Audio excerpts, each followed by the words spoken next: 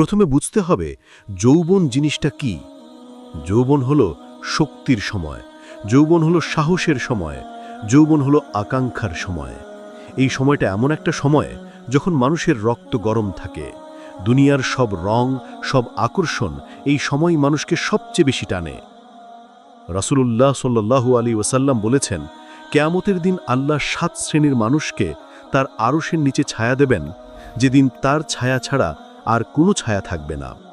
তার মধ্যে এক শ্রেণী হল এমন যুবক যে তার যৌবনকাল আল্লাহর ইবাদতে কাটিয়েছে। সহিহ বুখারী।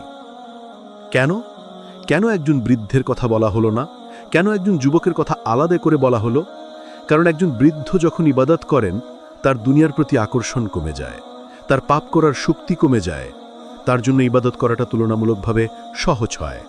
কিন্তু একজন যুবক, তার সামনে হাজারো প্রলোভন, তার চোখে রঙিন চশমা,